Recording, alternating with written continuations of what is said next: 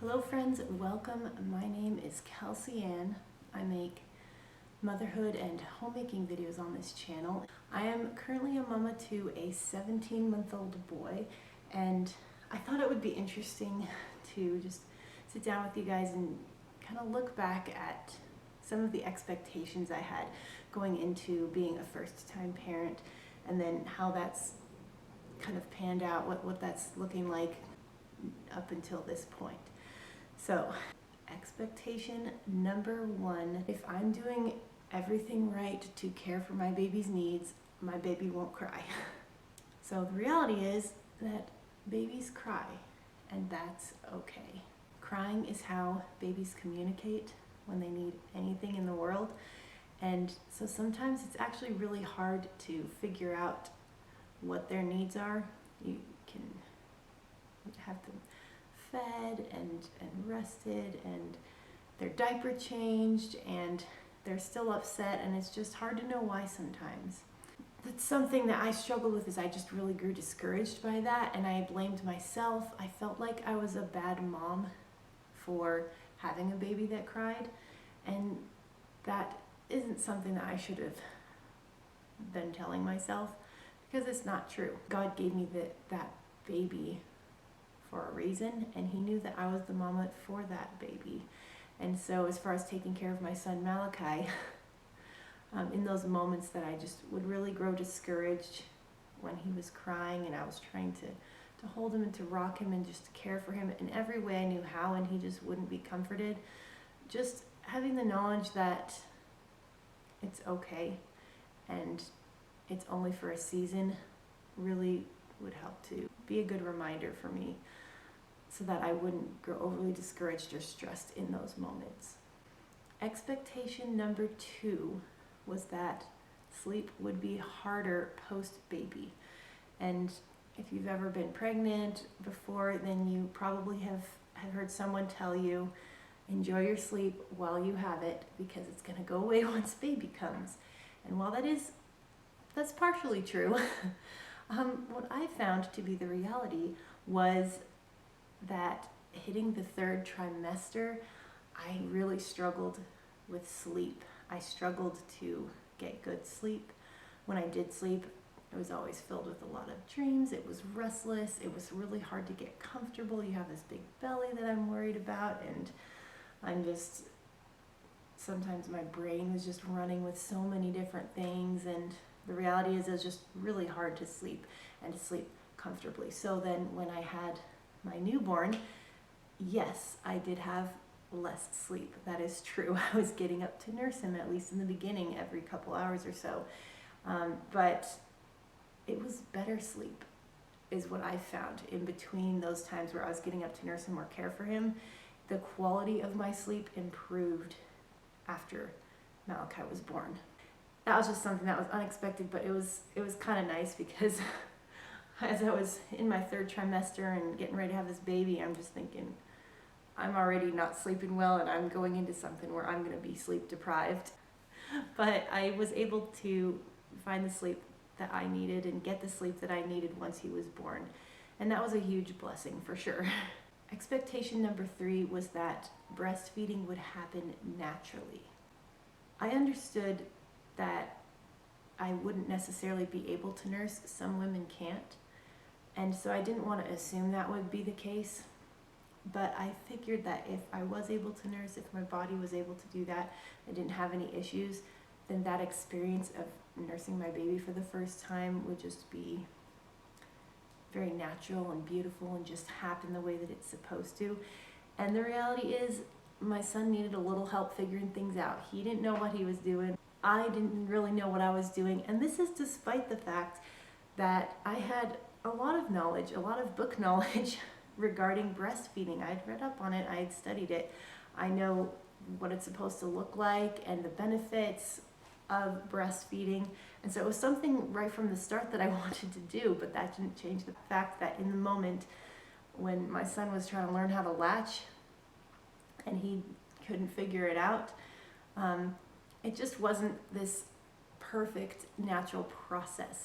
Now I would say breastfeeding is a natural process and it's a beautiful thing and wonderful, and I would encourage mamas out there to breastfeed for sure if you are able. However, just having that expectation of this perfect moment was probably not the best thing for me, because it was a little discouraging when it took us a good couple days to get into a routine where we were both working well together and figuring out this thing. Expectation number 4 was that baby will continually progress forward. And this is specifically in regard to breastfeeding. Again, any of you mamas know, if you've been through this before, when you're nursing a baby and you hit that milestone where you have gone from nursing 1.5 to 2 hours to going 3 hours in between feedings, it's a wonderful feeling. And then you go 4 and 5 and so on, and it's just a great feeling because you actually have some time in your day to do something and get something done besides just nursing your baby. And so hitting those milestones were really important to me, and I was really good about just keeping track of my son's eating patterns and just having a good understanding of what that looked like.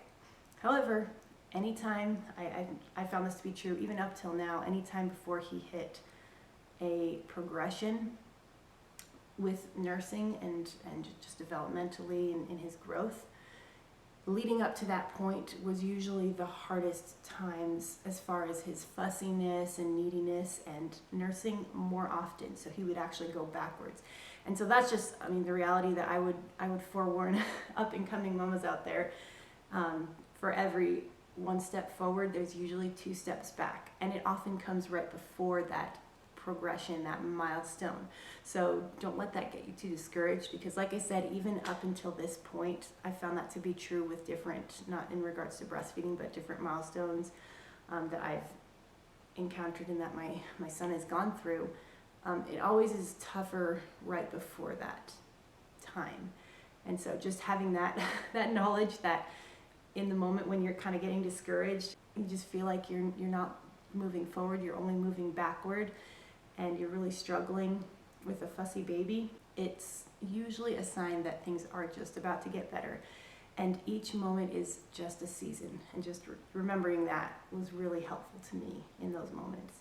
So for the next 2, I talked to my husband and asked him what some expectations were that he really felt were different than what he thought they would be going into first-time parenting. So number 5 on my list that my husband said was that adding one person to the family would not drastically change what life was like pre-baby. We both understood that yes, life would be different, that it was going to be more to think about, but I think we just didn't really understand how much that would be the case. It's hard to realize how drastically bringing a little person into your life affects you and will affect your lives. And it's something that we kind of just had to be thrown into to recognize. Life is going to look very different once you have a baby, and it's going to look different for a while. It doesn't mean that all the hobbies and the things that you enjoyed doing before baby was born is just going to go away forever. But you do need to look at it with different eyes and a different sort of mindset, and just that understanding that things are going to be different, and you kind of have to recalibrate as far as what you used to do and how you used to do it. And just having that knowledge really helps being prepared for life to come when you have your first child. So number 6, and this is again one that my husband came up with, was that we will know what we're doing as first-time parents. And the reality that we found to be true is that we don't. And I definitely would agree with him on this, because we both came from large families. I'm second born out of 8, and my husband is 4th out of 10. So we both grew up with children, with other siblings, and caring for those siblings. We both just loved babies, but it is totally different caring for your own child. And again, it was one of those things that going into it, you kind of have that like, oh yeah, I know that, it'll be different, of course. But then when you actually are in that moment and you have this newborn baby that is relying on you to keep them alive and help them thrive, that is a huge responsibility, and it's totally different from like babysitting siblings. obviously, but you know, that just wasn't something that I think we really were prepared for or thought about that much. And a lot of it is just that huge responsibility, and there's some fear that comes with that. It is the greatest, most beautiful responsibility that will ever come your way, but it definitely was something that was a little nerve-wracking going into it. And just throughout this whole process of being parents, you can have as much knowledge that you gather beforehand, and you know, learn as much as you can, and that's wise. However, when it comes down to being the parents of your child, you really just have to kind of be thrown in to have an understanding and to learn and grow together as far as what that's going to look like. So number 7 on my list was simply our underestimation as far as how much joy having a baby would bring into our lives. You know, looking at these lists of things that I've presented to you, of expectations, maybe kind of viewed in a negative light in view of first-time parenthood, and seeing that as sort of, you know, something that is a huge commitment that's really difficult. And the reality is that is absolutely true. It is a huge commitment, it's a huge responsibility, and it is a lot of work. But the reality is too that in light of everything you go through for your child, it absolutely pales in comparison with the satisfaction and fulfillment and the joy that having that child brings into your life. The Bible says that children are a blessing, and my husband and I have absolutely found that to be true. There is nothing that we would change. I would never want to go back to life without children. When you first get into a relationship and fall in love with somebody, you experience this deep love for that person that you've never felt before, could even comprehend having. It's very much like that when you have your first child. It's a different type of love, but you fall in love with that little baby in a way that you never thought you could comprehend loving, in a way that you never would be able to understand. And it's just this deep, rich love and this experience of new life that continually brings me just amazement and so much joy. So I'm going to actually end on that note. If you like this video, consider giving it a thumbs up and subscribing to this channel for more content.